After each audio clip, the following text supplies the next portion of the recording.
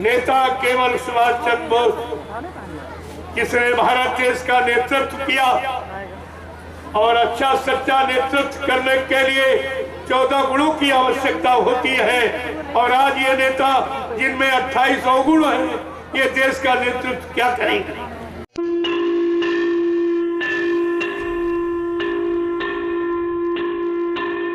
हमारा तिरंगा जो राष्ट्रपति भवन में लहराना चाहिए, वो दिल्ली के लाल किले पर क्यों लहराता, ये गुलामी का पक्का सबूत है।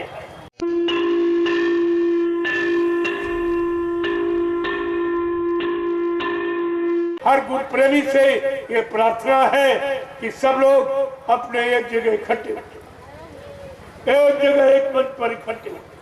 मैं सत्संग सुनाते सुनाते परिवर्तन करके दिखा दूंगा।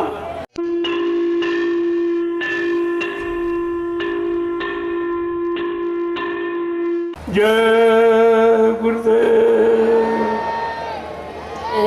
जय गुरुदेव, जय गुरुदेव, जय गुरुदेव, जय गुरुदेव, जय गुरुदेव। नाम किसका? प्रभु का। जय गुरुदेव। नाम किसका? प्रभु का। प्रभु का प्यारा नाम। जय गुरुदेव। आज ये धार्मिक तिथि है, इस पर देशवासियों को संकल्प लेना चाहिए। भारतवासियों, हम भारतवासी हैं, अपनी पहचान बताएंगे। भारतवर्ष में रहने वाले लोगों की पहचान है हमारी वेशभूषा। सारे देश में पहचान वेशभूषा ही, लेकिन तुम भारत में रहते हो, अपने आप को भारतीय कहलाने का अधिकारी नहीं हो, क्योंकि तुम्हारी वेशभूषा विदेशी। ये पैंट पतलू में अंग्रेजों की पोशाक, अंग्रेज चले गए, अंग्रेजियत छोड़ गए, जिसे तुम अभी तक मिटा नहीं पाए, छोड़ नहीं पाए। उनकी पोशाक यानी उनकी वेशभूषा भी पहन रहे हो, उनकी भाषा अंग्रेजी का प्रयोग कर रहे हो, जबकि हिंदुस्तान में हो तुम्हें अपनी मातृभाषा हिंदी की गौरव गरिमा रखनी चाहिए और हिंदी का प्रयोग करना चाहिए। लेकिन तुम भी गुलाम हो, इसलिए अंग्रेजों को भगाकर उनकी अंग्रेजियत को छोड़ नहीं पाए हो। उन्हीं की भाषा बोलते हो, उन्हीं का पहनावा पहनते हो और उन्हीं का भोजन, ये अंडा और मुर्गा, ये भारत का भोजन नहीं है, ये ठंड प्रदेशों का भोजन है। ये इंग्लिश दारू और ये सब उसका नाम है अंग्रेजी शराब, यानी अंग्रेजों की शराब पीते। तुम अंग्रेजों के गुलाम, तुम्हारा खाना पीना और पहनना और बोलना सब अंग्रेजों का लिया जा। तुम अभी अंग्रेजियत को छोड़ नहीं पाए हो, इसलिए तुम असली गुलाम हो अंग्रेजों। आज से कभी मत कहना कि मैंने अंग्रेजों को भगा दिया। जिन्होंने भगाया हो तो चले गए, उनकी गौरव गरिमा भूल गए हो। तुम उनका नाम इसीलिए नहीं ले रहे हो कि उनका अपमान कर रहे हो। उनके उस समय जो उन्होंने इंकलाब आवाज उठाई, उसका भी अपमान कर रहे हो, इसलिए तुम उनका नाम लेना अच्छा नहीं समझते। आज भी उन वीरों का, सपूतों का नाम लेने में इन जिम्मेदार लोगों को शर्म लगती, क्यों इनका काम सब गुलामी का, अंग्रेजों की गुलामी का सारा काम है। और आज भी ये गुलाम है, क्योंकि हमारा तिरंगा जो राष्ट्रपति भवन में लहराना चाहिए, वो दिल्ली के लाल किले पर क्यों लहराता, ये गुलामी का पक्का सबूत है कि हमारा हिंदुस्तान आज भी गुलाम है। आपको राष्ट्रपति भवन पे लहराना चाहिए कि राष्ट्रपति शासन, प्रशासन देश में राष्ट्रपति का सम्मान होना चाहिए। राष्ट्रपति बेचारा चुपचाप बैठा है, वो भी अपने सम्मान के बारे में मुंह नहीं खोल पा रहा कि जब राष्ट्रपति शासन, राष्ट्रपति राजा हिंदुस्तान का, तो ये तिरंगा राष्ट्रपति भवन पर लहराना चाहिए, तब तो मान लिया जाए कि हम आजाद हैं, लेकिन कुछ भी नहीं। अरे हजारों बातें वो मैं करना नहीं चाहता हूँ, लेकिन आगे आने समय में वो सब आपके सामने आके खड़ी हो जाए। सब प्रयास कर रहे हैं, ऐसा नहीं, अपने अपने तौर तरीके से सभी प्रचार कर रहे हैं, जानकारी दे रहे हैं, लेकिन मेरा तरीका सबसे अलग है और वो पूर्ण सच्चाई का। क्योंकि कलयुग में लिखा है धर्मशास्त्रों में, कलयुगे संगे शक्ति, कलयुग में संग संगठन ही शक्ति है। जिसके पास संगठन है, जनमत है, वही विजयी है। ओके, इसलिए मैं अपना 45 करोड़ का गुरु परिवार जगा रहा हूं। अगर हमारे गुरु परिवार के प्रेमी सब एक जगह इकट्ठे हो जाएं, मैं आपको दिखा दूंगा कि आजादी किसे कहती है। और तुमको किसी के सामने हाथ फैलाने की जरूरत नहीं है और किसी के झंडे को पकड़कर मुर्दाबाद जिंदाबाद कहने की जरूरत नहीं है। लेकिन बात तो हमारी सुन लो, तुम कुछ मत करो, अपने गुरु परिवार को इकट्ठा कर लो। तुम्हारा गुरु परिवार 45 करोड़ का, इतना जनमत न किसी राजनीति नेता पार्टी के पास, न किसी धार्मिक मिशन के पास। तुम्हारी तो विजय तुम्हारे हाथ में है, लेकिन तुम भूल भ्रम में पड़ गए। तुम अपने परिवार में खंड खंड कर डाले, विघटन कर दिया, सबको गुरु से अलग कर दिया, तो तुम्हारा बिलगाव हो गया, अलगाव हो गया। और तुमने जो आपस में गुरु ने 3 संगठन बनाए, एक जय गुरुदेव धर्म प्रचारक संस्था संगठन, एक दूरदर्शी संगठन, एक भूमि ज्योतक खेतिहर काश्तकार संगठन, जिसने 3 संगठनों का निर्माण किया है। आज उसके चेले ये विघटन कर रहे हैं। अगर तुम्ही लोग गुरु की महिमा को नहीं समझोगे तो दुनिया को क्या समझाओगे। इसलिए हमारी गुरु परिवार के हर सदस्य, हर गुरु प्रेमी से ये प्रार्थना है कि सब लोग अपने एक जगह इकट्ठे, एक जगह एक मंच पर इकट्ठे। अगर आप ये नहीं करोगे तो तुम्हारी कोई महिमा नहीं, तुम्हें कोई नहीं पूछेगा। इसलिए एक बात को समझो, मैं किसी की कोई निंदा आलोचना बुराई नहीं करता, ये मेरा काम नहीं है।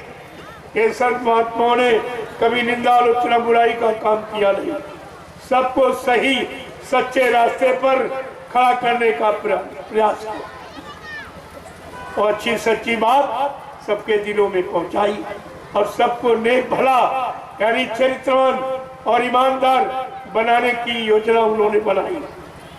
मैं आज उसी की तैयारी कर रहा हूं कि सब लोग सच्चे अच्छे नेक भले ईमानदार चरित्रवान बन जाए तो देश का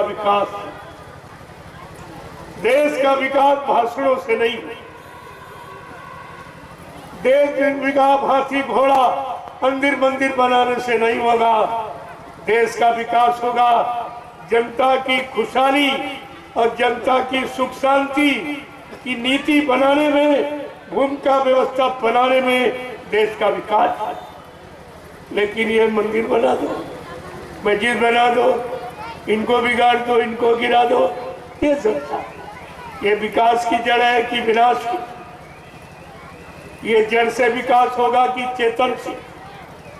अरे मुर्दा विकास करेगा कि जिंदा?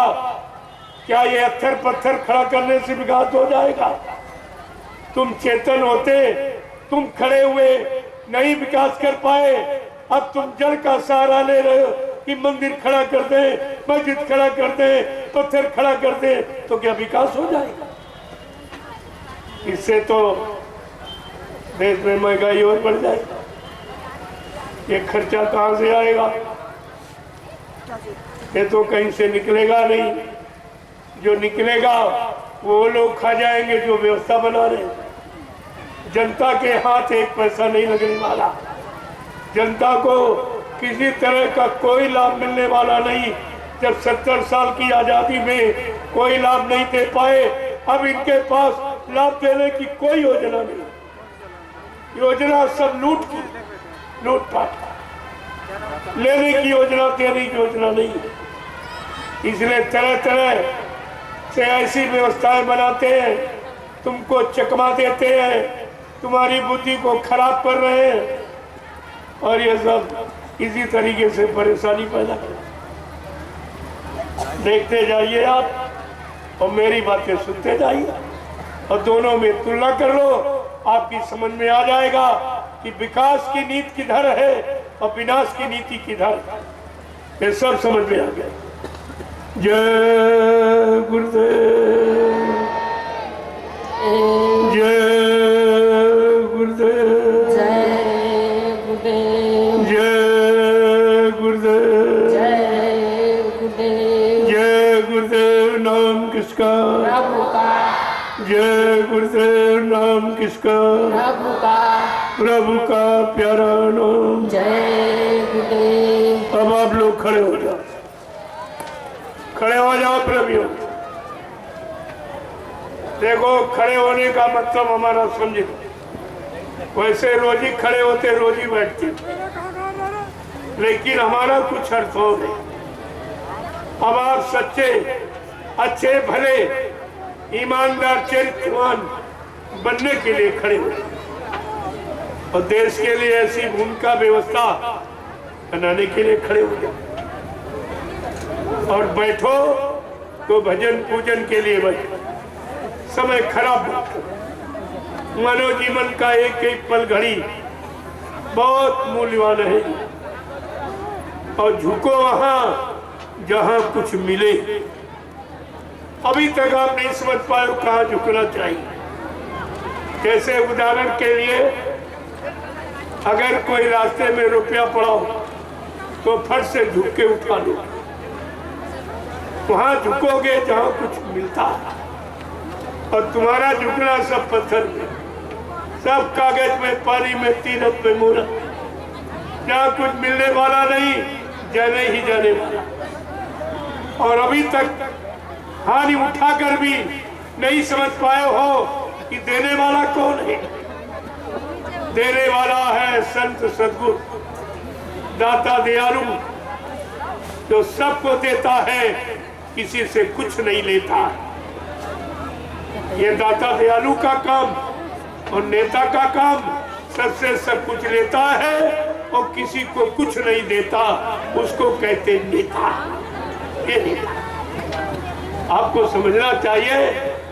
नेता केवल सुभाष चंद्र बोस, जिसने भारत देश का नेतृत्व किया, और अच्छा सच्चा नेतृत्व करने के लिए 14 गुणों की आवश्यकता होती है। और आज ये नेता जिनमें 28 अवगुण है, ये देश का नेतृत्व क्या करेंगे?